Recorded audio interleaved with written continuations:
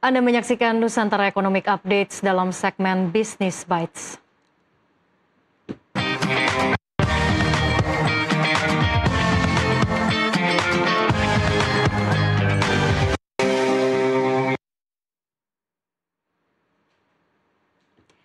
Badan Pusat Statistik atau BPS mencatat inflasi Oktober 2025 sebesar 0,28% secara bulanan dan 2,86% secara tahunan. Deputi Statistik Bidang Distribusi dan Jasa BPS Puji Ismartini menjelaskan kenaikan harga terjadi pada sejumlah komoditas pangan terutama cabai merah dan telur ayam ras. Secara umum, angka inflasi ini sedikit lebih tinggi dari perkiraan pasar yang memperkirakan kenaikan hanya 0,02% secara bulanan.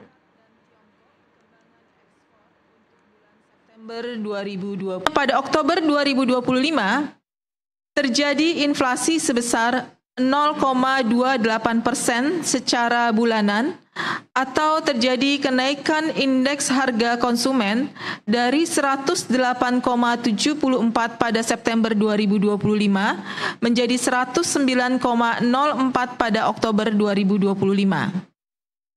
Secara year on year, pada Oktober 2025 terjadi inflasi sebesar 2,86% atau terjadi kenaikan indeks harga konsumen dari 106,01 pada Oktober 2024 menjadi 109,04 pada Oktober 2025.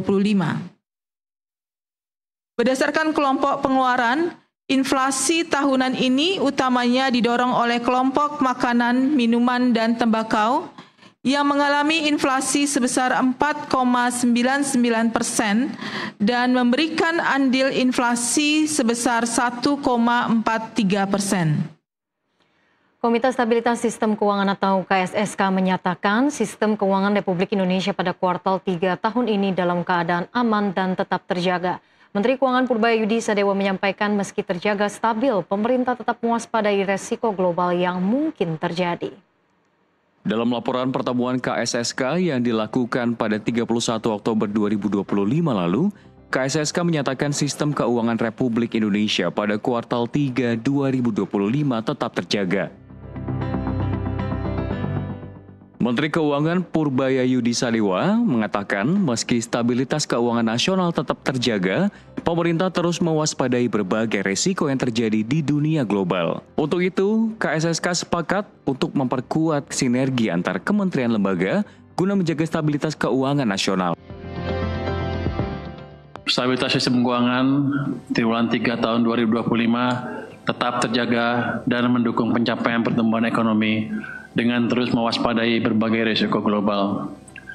Komite Stabilitas Sistem Keuangan yang terdiri dari Menteri Keuangan, Gubernur Bank Indonesia, Ketua Dewan Komisioner Otoritas Jasa Keuangan, dan Ketua Dewan Komisioner Lembaga Penjamin Simpanan menilai penguatan kewaspadaan terhadap berbagai risiko tetap akan terus dilakukan dan disertai respon kebijakan yang efektif. Senada dengan Purbaya, Gubernur Bank Indonesia Peri Warjio mengatakan tingginya ketidakpastian ekonomi global tidak lantas membuat perekonomian dalam negeri terpuruk.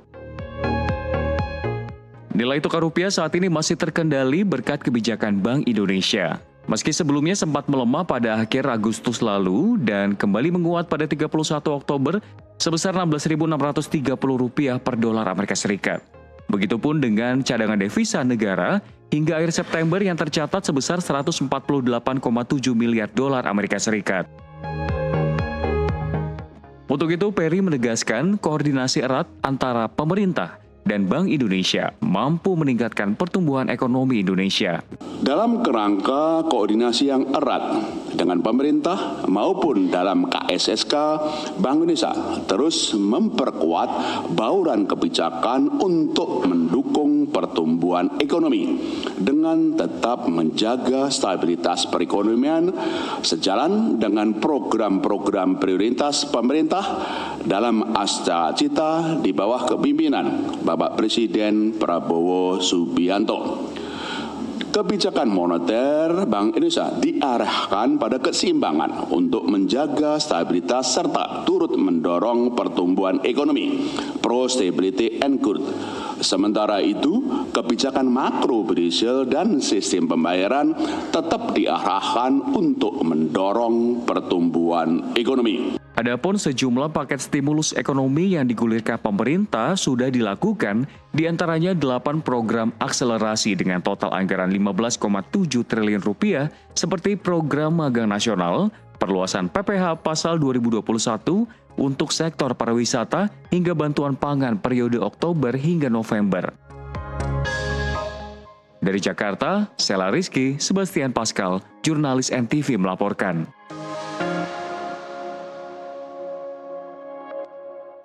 Badai pemutusan hubungan kerja PHK di Indonesia belum mereda. Ratusan pekerja pabrik ban Michelin di Cikarang, Jawa Barat mengalami pemutusan hubungan kerja secara massal. Serikat Pekerja menyebut sedikitnya 280 karyawan telah resmi di-PHK oleh perusahaan. Proses PHK terjadi sejak pekan lalu dan menyasar berbagai divisi di pabrik ban Michelin. Langkah itu diklaim sebagai respon terhadap penurunan permintaan pasar yang berdampak pada turunnya volume produksi. Menyikapi hal ini, Wakil Ketua DPR RI Sufmi Dasko Ahmad melakukan inspeksi mendadak ke pabrik Michelin di Cikarang pada Senin siang. Dalam sidak tersebut, Dasko didampingi oleh Wakil Ketua DPR RI Saan Mustopa serta Satgas Perlindungan Tenaga Kerja DPR. Yang pertama bahwa proses PHK tentunya mengacu pada perjanjian kerja bersama. Dan yang kedua, apabila perundingan melalui tahapan perjanjian kerja bersama itu sudah dilengkapi, apabila jadi PHK yang tidak bisa dihindari itu harus juga mengikuti aturan ketenaga kerjaan dan pihak dari tenaga kerja dia akan menyampaikan ke owner perusahaan. Kami minta bahwa sejak saat ini proses-proses PHK tidak dilanjutkan. Meski pemerintah dan Komite Stabilitas Sistem Keuangan menyatakan kondisi ekonomi nasional masih terjaga stabil, namun di lapangan gelombang pemutusan hubungan kerja terus terjadi. Kasus PHK pabrik ban Michelin di Cikarang mempertegas pertanyaan, benarkah ekonomi RI kuat? Telah bergabung bersama kami ekonom senior Core Indonesia Hendry Saparini dan juga Mira Sumirat, Presiden Asosiasi Serikat Pekerja Seluruh Indonesia. Bu Hendry, Bu Mira, selamat siang. Selamat siang. Selamat siang. Terima kasih sudah bergabung bersama kami di Nusantara Economic Updates. Mungkin saya akan ke Bu Hendry dulu ya. Bu, kita lihat ini data kuartal ketiga 2025, inflasi masih terkendali di bawah 3%. Neraca dagang kita juga masih surplus, investasi juga masih tumbuh positif. Ekonomi ini kelihatannya masih stabil, tapi kalau kita lihat di lapangan justru PHK ini sedang marak terjadi. Apakah ini menandakan artinya ekonomi kita itu stabil, tapi juga masih fragile, masih rapuh? Ya, jadi kalau kita bicara tentang stabilitas ekonomi, itu biasanya ukurannya itu hanya ukuran fiskal dan moneter dan keuangan. Seperti tadi kalau kita lihat yang melakukan konferensi pers itu kan KSSK. Itu semua adalah sektor keuangan, moneter dan fiskal. Nah, kalau kita bicara tentang PHK itu urusannya sektor real. Yang tidak ada dalam diskusi itu. Jadi yang menyatakan bahwa ini stabil itu adalah inflasinya stabil. Terus kemudian juga nilai tukarnya stabil, kemudian suku bunga juga sudah mulai diturunkan, nggak ada hubungannya dengan sektor real. Karena ini adalah indikator-indikator antara. Nah kalau kita mau bilang bahwa ekonomi membaik atau tidak membaik, maka kita harus bicara tentang penciptaan lapangan kerja, tentang penerimaan masyarakat, tentang apakah ada lapangan pekerjaan baru dan sebagainya. Apakah ada investasi yang create lapangan pekerjaan. Nah itu baru kita bicara the real ekonomi itu seperti apa. Nah ini yang sering sekali saya sampaikan ya bahwa tidak cukup kita bicara stabilitas ekonomi itu hanya dari sektor keuangan saja. Dan semestinya ini harus ada hubungan kolaborasi antara sektor keuangan dan sektor realnya. Di mana para Menko? Karena para Menko lah ini yang akan menggerakkan sektor realnya. Permasalahan-permasalahan yang ada di sektor real tadi itu dikerjakan oleh para Menko ini. Nah sementara yang di sini mereka kan hanya mendorong ekonomi dengan menurunkan suku bunga. Sementara suku bunga sudah diturunkan berkali-kali. Iya. Di sini tidak bergerak karena masalahnya ada di sini. Masalah perdagangan, masalah kebijakan ketenagakerjaan, masalah kebijakan industri, banyak sekali yang ini tidak diselesaikan. Maka saya heran kenapa KSSK yang menentukan inilah sektor prioritas. Nggak bisa, sektor prioritas yang akan didorong itu harus satu bagian saja dari sisi keuangan yang akan mensupport pembiayaannya. Tetapi harusnya yang ditanya adalah sektor mana di sektor real ini yang sudah siap? Pertaniankah? Perumahankah? Yang mana? Nah ini yang nggak ada mekanisme itu. Oke, baik. Bu Mira, kalau kita melihat di lapangan, aksi penolakan PHK ini kan memang sedang marak terjadi. Apakah gelombang PHK ini sudah mulai meluas ke industri-industri padat karya? Ya, kalau bicara meluas, PHK itu kan sudah dimulai sejak COVID ya. Kemudian katanya tahun 2022 Bu Henry bahwa ekonomi sudah mulai membaik. Tapi faktanya PHK masih terus berlanjut. Di Januari 2025 aja PHK sudah nembus di angka 30-an ribu orang. Dan kemudian faktanya juga pada saat data dari Kementerian Tenaga itu sudah menembus angka 60 ribuan orang. Artinya ini masih terus berlanjut. Dan yang kami dapatkan informasi dan kami rasakan gitu karena kami orang lapangan bahwa PHK yang terjadi bukan hanya di manufaktur, tapi di sektor jasa, di perdagangan retail, perbankan juga terjadi. Kemudian ini dikit lagi nih Bu Henry, terkait dengan sektor telekomunikasi, yang katanya mau ada merger gitu. Ini juga potensi PHK-nya luar biasa besar, hampir puluhan ribu. Dan yang kayak gini-gini, tadi saya lihat Pak Dasko gitu ya, itu tidak menyelesaikan masalah. Jadi saya jadi ingat dulu pada saat Sritek, datanglah itu Wamenaker kan, tapi sampai hari ini haknya para pekerja buruh belum dibayarkan uang pesangonnya. Karena kan tadi, apalagi direktur malah tersandung kasus gitu ya. Nah saya yakin ini akan terus terjadi PHK meskipun didatangi oleh seorang Pak Dasko sekalipun. Karena memang tadi disampaikan Bu Henry bahwa kenyataannya para pelaku usahanya sekarang udah keringet dingin gitu loh. Udah kalau itu ngos-ngosan lah gitu ya. Jadi tahan napas semua. Jadi banyak sekali di sektor-sektor lain selain manufaktur melakukan PHK. Dan itu pun sepihak. Nah ada beberapa perusahaan yang smooth gitu melakukan PHK-nya dan nyaris tidak terdengar. Perusahaan ban juga terkenal bagus. Padahal saya tahu itu banyak sekali PHK, tapi yang mereka lakukan tuh sangat cantik gitu sehingga PHK-nya dalam tanda kutip tidak terpublish. Tapi suka sama suka tuh antara pekerja dengan pengusaha. Nah ini yang harapan saya para pengusaha termasuk pengusaha ban Michelin ini melakukan kalau PHK ya jangan terlalu mendadak dan dilakukan sepihak karena ini kan ada perjanjian kerja bersama. Jadi didorong atau diutamakan proses sosial dialog. Jadi harus disampaikan dulu kepada perwakilan serikat pekerja terjadi PHK dan ada transparansi juga. Jangan main PHK aja padahal satu sisi ternyata modusnya adalah mereka yang menggunakan tenaga kerja outsourcing atau tenaga kerja yang lebih murah. Karena kan menghabisi pekerja tetap nih. Itu modus-modus itu dipakai.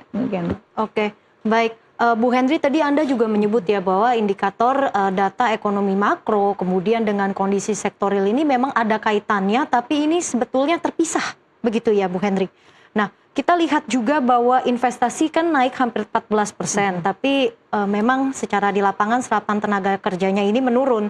Apakah ini termasuk dikarenakan investasi yang masuk itu tidak padat karya atau karena perusahaan itu lebih memilih untuk menahan ekspansi, Bu Henry? Iya, jadi yang semestinya itu tidak ada missing link.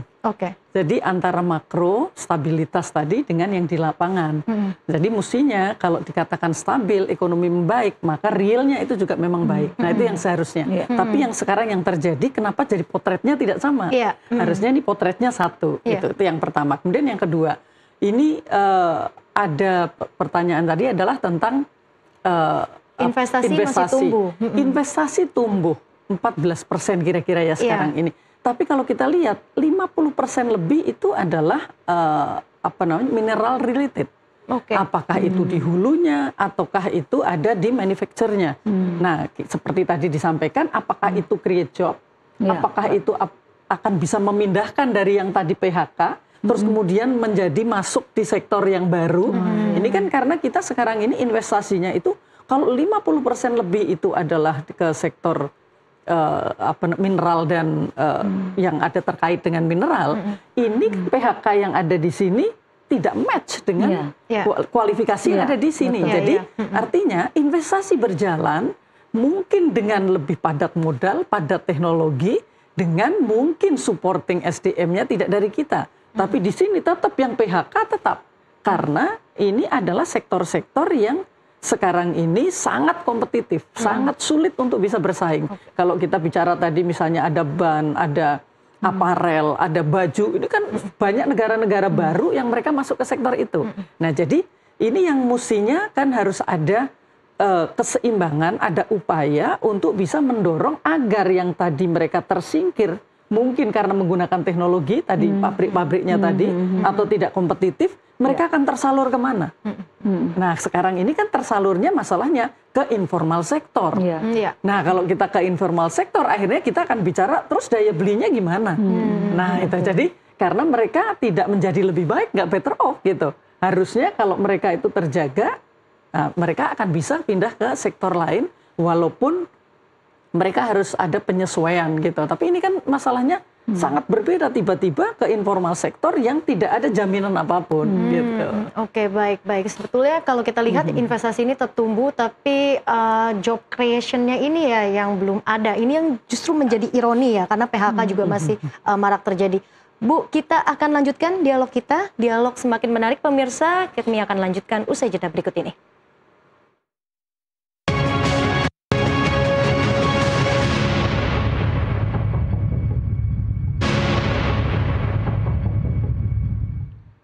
Anda kembali di Nusantara Economic Updates.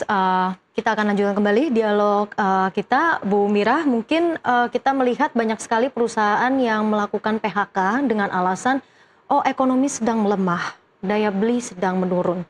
Apakah memang alasan-alasan di balik PHK ini memang dikarenakan faktor ekonomi, atau ada aturan-aturan yang membuat PHK ini jadi lebih mudah Ada dilakukan? dua. Yang pertama memang faktor ekonomi yang sekarang daya beli sangat rendah, sehingga barang produksi yang dihasilkan itu tidak terserap alias tidak terbeli. Lalu yang termasuk di domestik maupun di global. Karena banyak sekali ini misalnya pabrik tekstil dan turunannya seperti alas kaki itu kan dia biasanya ekspor. Nah negara-negara yang menerima ekspor alas kaki, tekstil dan sebagainya itu juga dalam tanda kutip juga tidak mau lagi membeli pasca perang Rusia dan Ukraina. Nah terus yang kedua, terkait dengan regulasi yang dikeluarkan oleh pemerintah itu sendiri. Contoh regulasi yang terkait dengan Permendak nomor 8 tahun 2024. Sebenarnya kan kita menyuarakan untuk dicabut, tapi pada saat itu Pak Prabowo menyampaikan akan direvisi.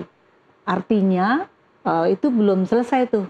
Permendak itu kan terkait dengan kebebasan barang-barang impor yang masuk ke Indonesia, dan itu menggerus semua produksi yang ada di dalam negeri. Makanya kemudian banyak perusahaan-perusahaan yang cukup ya udah kolaps, tutup gitu ya, dan menjerit gara-gara banjirnya barang-barang impor tersebut. Lalu belum lagi regulasi yang dikeluarkan yang katanya undang-undang Omnibus Law yang katanya akan menciptakan lapangan pekerjaan, faktanya malah menggerus para pekerja yang kemudian ter-PHK. Dan itu dibuktikan juga oleh putusan Mahkamah Konstitusi yang kawan-kawan buruh melakukan JR, Judicial Review, yang pada akhirnya keputusan adalah agar membuat undang-undang tenaga kerja yang baru. Dan harapan kami sih pemerintah membuat satu regulasi yang tidak lagi dalam tanda kutip merugikan para pekerja dan juga tentu tidak lagi merugikan para pengusaha. Dan saat ini keluhan pengusaha kepada kami adalah bahwa tadi ketika mereka menghadapi situasi domestik dan global yang belum ada kepastian terkait dengan produksi dan ekonomi yang lesu. Tapi satu sisi pemerintah juga belum memberikan bantuan-bantuan terkait dengan keringanan pajak dan lain sebagainya. Satu sisi kita dihadapkan para pekerja ini pengangguran terbuka 7 jutaan lebih, lalu angkatan kerja juga sekarang sedang menganga lagi mencari pekerjaan, lalu kemudian ditambah lagi sekarang persyaratan-persyaratan pencarian pekerjaan yang nggak masuk di akal, itu nambah lagi beban. Dan kemudian pemerintah juga sekarang ini tidak menyasar ketika ada bantuan BLT atau bantuan sosial segala macam, itu tidak menyasar kepada para pekerja. Data-data yang diberikan juga data-data yang belum ada kejelasannya. Dan harapan kami sih sebenarnya sih kalau PHK itu dijalankan sesuai dengan aturan main, ada dialog gitu ya, ada transparansi, diajak aja dan PHK itu jalan terakhir. Sebenarnya ada opsi-opsi lain gitu loh maksud saya. Jadi ketika misalnya itu pernah terjadi di Jerman tahun 2008-2009 itu pengurangan hari kerja. Biasanya misalnya 6 atau 5 hari menjadi 4 hari. Dan ada juga pengurangan gaji tapi bukan gaji pokok, tunjangan-tunjangan. Itu bisa, tetapi itu nanti bicara kesepakatan kedua belah pihak antara pekerja dan pengusaha dan harus ada nanti dikembalikan ya kalau situasinya sudah naik. Oke, ada opsi alternatif begitu ya yang sebetulnya masih bisa jadi diskusi juga antara pemerintah juga. Bu Hendri, kita lihat memang ekonomi saat ini kan sedang, kalau dari data memang terlihat stabil, tapi tadi juga sudah banyak dijelaskan oleh Bu Mira bahwa kondisi di real di lapangan ini PHK-nya seperti apa, masih banyak sekali dampak-dampak yang dirasakan dari salah satunya tadi masifnya barang-barang impor ke tanah air. Anda melihat seberapa besar ini efek PHK jika terus berlanjut ke pertumbuhan ekonomi di kuartal keempat? Ya tentu gini kan kita harus melihat antara angkatan kerja baru ditambah PHK, terus kemudian dikurangi dengan kemampuan penciptaan lapangan kerja. Nah ini selalu defisit. Nah artinya ini tidak lapangan pekerjaan yang baru kalau bisa menciptakan lapangan kerja untuk angkatan kerja baru plus yang PHK, nggak masalah. Artinya ini hanya ada transformasi untuk sektornya. Kalau ini masalahnya tidak. Jadi setiap satu pertumbuhan ekonomi itu kemampuan menciptakan lapangan kerja itu semakin lama semakin turun. Nah ini kalau ditanya, terus gimana dong? Kalau kita urusannya bukan urusan ekonomi, ini adalah urusan ekonomi sosial politik, stabilitas sosial politik. Nah, jadi terus sekarang apa yang terjadi kalau misalnya yang jadi masalah itu adalah karena daya beli saja, ya mungkin bisa kita dorong dengan daya belinya.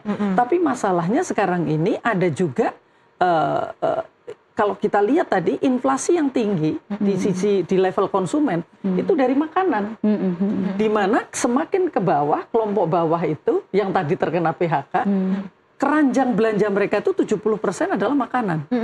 Nah kalau kelompok atas mereka tidak terasa inflasi 3%, apalah artinya inflasi 3%? Karena makanan mereka justru semakin berkurang karena bisa menjaga kesehatan, mengganti dengan makanan yang lebih sehat. Gaya hidupnya berbeda. Gaya hidupnya berbeda. Nah, jadi tapi kalau ini kelompok bawah, ini kan tidak menjadi semakin berat. Nah, harusnya ini kan ada potret yang lebih detail.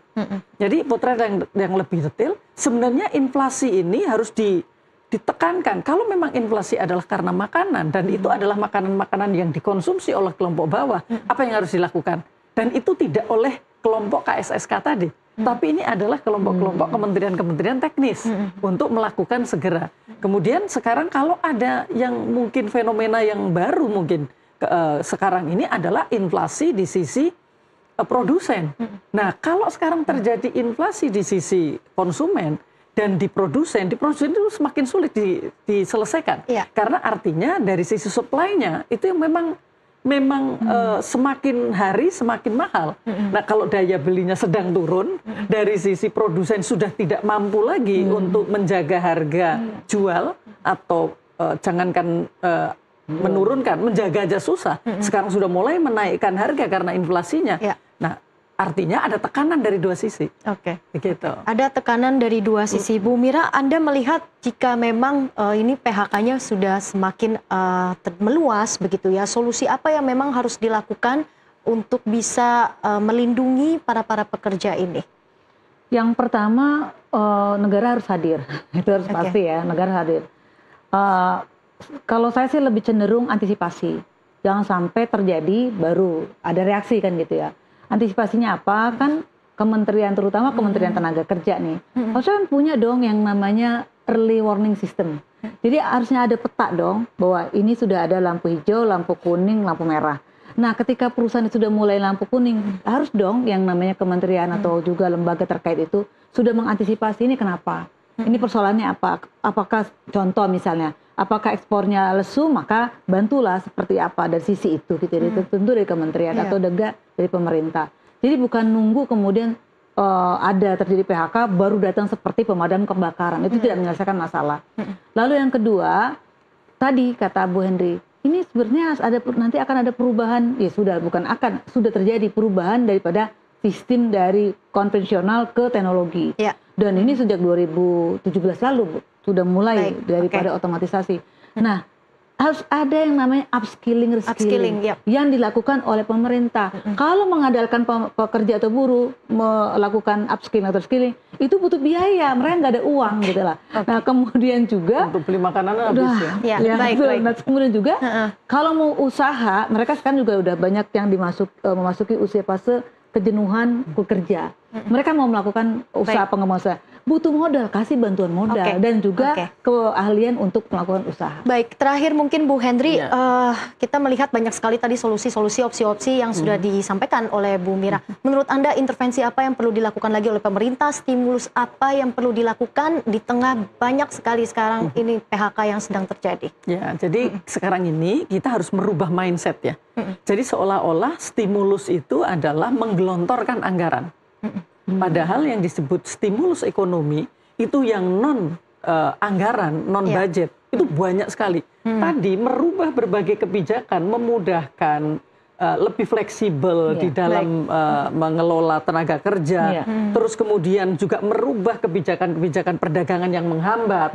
Kemudian merubah mana yang semestinya dapat kemudahan fiskal, mana yang tidak. Itu nggak ada ongkosnya. Nah, tetapi sekarang ini fokusnya itu pemerintah nggak punya ruang fiskal nih. Jadi seolah-olah yang namanya mendorong, menstimulus ekonomi itu hanya menggelontorkan anggaran. Itu kesalahan yang terbesar. Jadi maukah sekarang ini para pengambil kebijakan di bidang ekonomi, karena masalah PHK itu bukan hanya masalahnya Kementerian Tenaga Kerja, justru kementerian yang lain ini kemudian bisa melakukan itu tadi stimulus yang non budget.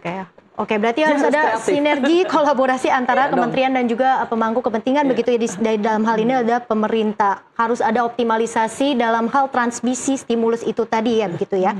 Baik, terima kasih Bu Henry Saparini selaku ekonom senior Core Indonesia dan juga Ibu Mira Sumirat, Presiden Asosiasi Serikat Pekerja Seluruh Indonesia atas waktunya sudah bergabung bersama kami di Nusantara Economic Update hari ini. Terima kasih, sehat dan sukses selalu. Amin. Ya, terima kasih.